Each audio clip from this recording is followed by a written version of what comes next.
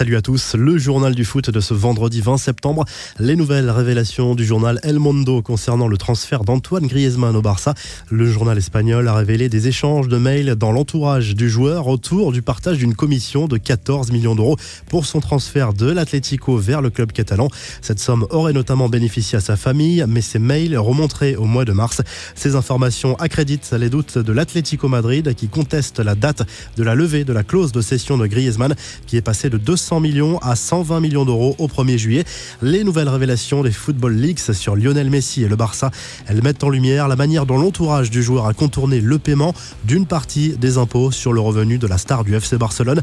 Déjà condamné pour avoir fraudé le fisc espagnol, Messi pourrait être amené à nouveau à rendre des comptes.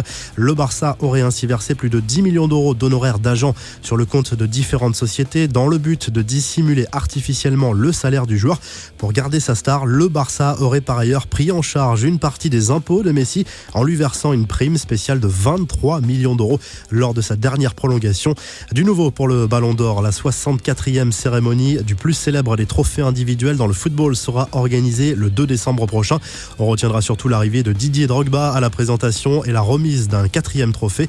Le trophée Yashin distinguera le meilleur gardien au monde. Quelques infos en bref et en images. Mauvaise soirée pour les clubs français en Europa League. Les Verts ont perdu 3-2 sur le terrain de la Gantoise. Rennes a fait match nul contre le Celtic Glasgow à domicile. Voici l'ensemble des résultats de la soirée. Début réussi pour le FC Séville, Arsenal et la Roma notamment. Les excuses d'Alphonse Areola après son selfie avec Mbappé et Choupo-Moting juste après la lourde défaite du Real face au PSG. Le cliché n'a pas du tout plu aux fans merengues. Le gardien français a expliqué qu'il était tout simplement heureux de revoir ses coéquipiers. La mauvaise surprise pour Kasper Dolberg, l'attaquant danois de Nice s'est fait voler sa montre cette semaine dans le vestiaire de l'équipe. Valeur de l'objet, 70 000 euros tout de même, selon Nice Matin.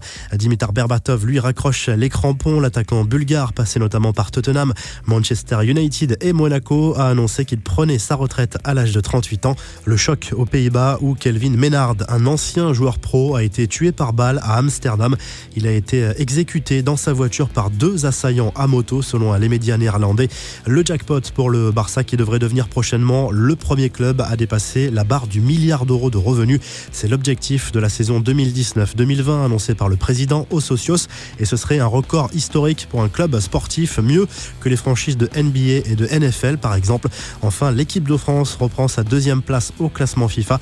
Si la Belgique est toujours en tête, la France devance à nouveau le Brésil, l'Angleterre est 4e, le Portugal 5e.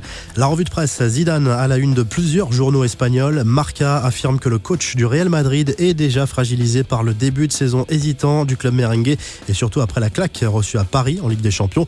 Zidane à la une du Mundo Deportivo également qui explique que le Français va devoir rapidement redresser la barre pour justifier les 300 millions d'euros investis sur le marché des transferts cet été.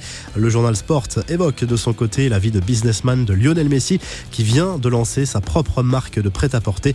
Et en Italie, la Gazzetta dello Sport se penche déjà sur le derby Milan AC Inter Milan programmé samedi soir. L'Inter voudra poursuivre son sans faute et l'AC Milan aura à cœur de faire tomber pour la première fois de la saison son rival milanais. Vous retrouvez toute l'actu foot sur topmercato.com, l'appli Top Mercato et à très vite pour un nouveau journal du foot.